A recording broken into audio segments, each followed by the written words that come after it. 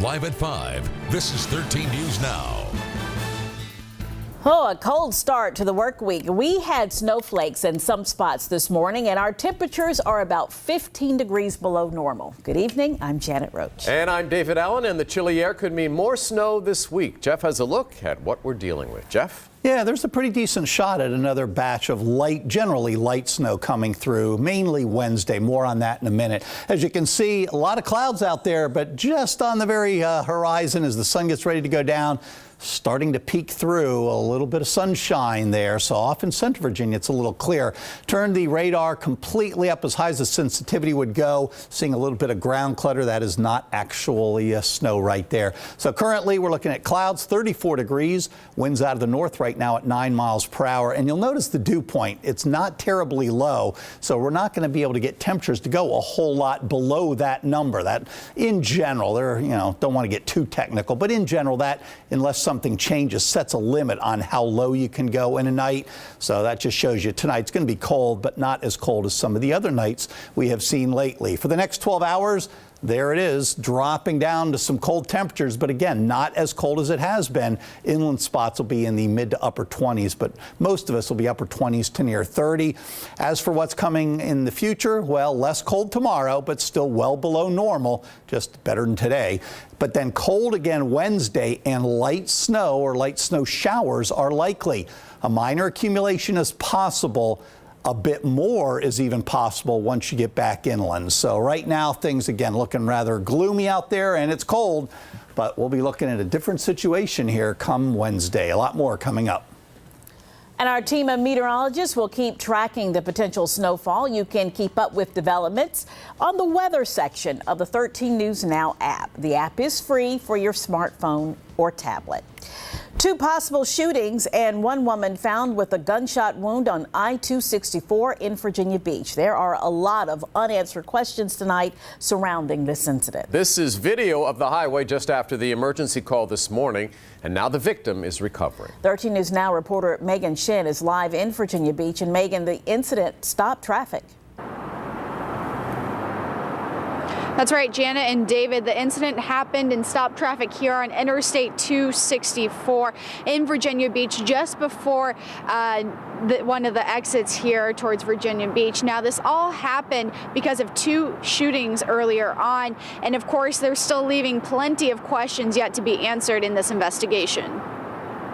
There was a lot of talk on emergency scanners around 2:30 Monday morning. Just after Newtown, I've got multiple people running across the interstate right now. That's when Virginia Beach emergency dispatchers received a call about a woman who was shot. Apparently, the victim was pushed out of a vehicle. Virginia State Police are investigating what happened just east of Newtown Road. There's a little light right here, and you just cut, and then 264 is right there on the right. Krista McEthern lives in the neighborhood right next to the interstate. I've never seen any activity going on there just because it's so busy in and out of here, so that surprises me. Like a lot of people, she takes I-264 to work every day. And it's really upsetting that that happens, but that could happen anywhere. Just because it happened in Newtown doesn't make me feel unsafe in my neighborhood. It's a little nerve-wracking because there's a lot of kids in this neighborhood. Scott Fowler also lives in the neighborhood. I'm always out here, hey, how you doing today? We all look out for each other, which is really great. Virginia Beach EMS took the injured woman to the hospital. I hope everything works out for the person who got shot, and I hope the police, find the culprit.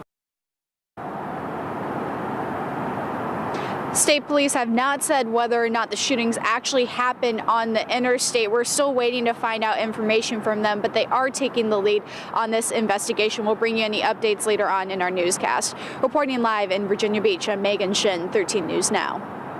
Developing now, the search is on for a suspect in an ATM shooting. Police say the attack happened in the middle of the day. Take a look at the surveillance pictures right there from the machine in the Janif Shopping Center in Norfolk. Police are hoping someone can help them find that man. 13 News Now reporter Ernie LeBeau joins us live with reaction from bank customers. Yeah, David, and a lot of those customers are surprised. We've been out here in the last hour, and this is a pretty busy ATM. People have been using it nonstop. And earlier today, some of those people I spoke to say that they thought that this was one of the more safer ones because it's in an open area with businesses right next door. One after another, People walked up to this Navy Federal Credit Union ATM in Norfolk without hesitation, some alone and some with others. Right now, when I pull up this there and I didn't see no cars around, I saw him with a camera. So I must be safe because he could take a picture of anybody come up on. People we spoke to had a list of things they do to protect themselves at these machines. And I check the machine out and make sure it's not loose. Try to make sure that nobody's too close to me. I tend to use ones that are in well-lit areas or in ones that are in more public areas. But even as public as this ATM in the Jennifer Shopping Center is, this is where police say a man was shot.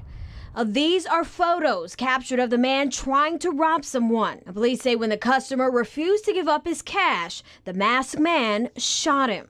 Oh goodness, who's going to think that they're going to get robbed at 11:30 a.m. on a Sunday morning in a shopping center? The man who was shot was taken to the hospital but is expected to be okay.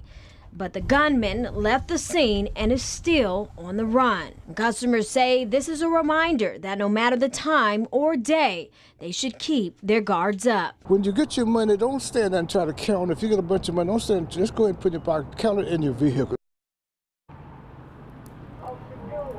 And police need your help. If you know anything about this incident or recognize the person in those photos, they're asking you to call the crime line. Reporting live in Norfolk, I'm Erin LeBeau, 13 News Now.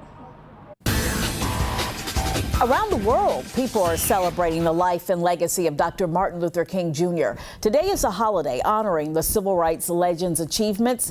Many lawmakers posted online about Dr. King's message of peace. Virginia Senator Mark Warner posted a video message on Twitter, while North Carolina Senator Tom Tillis posted a famous quote from Dr. King. North Carolina Governor Roy Cooper did the same, posting a different quote from Dr. King online today. Around Hampton Roads, local groups also came out to honor the civil rights legend. In Hampton, the celebrations included a parade and a ceremony to name a bridge after Dr. King. 13 News Now reporter Nico Clemens shows us those events.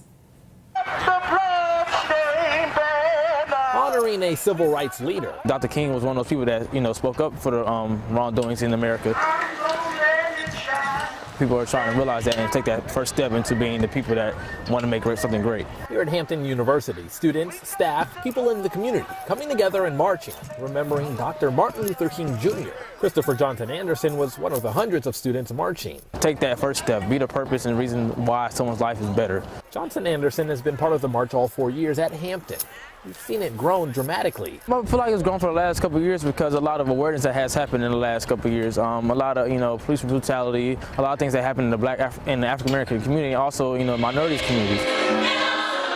Following the march, Reverend Dr. Sarita Wilson shared a few words with the students, asking them, where do we go from here? The mission might be different, but the message of the civil rights era is still the same.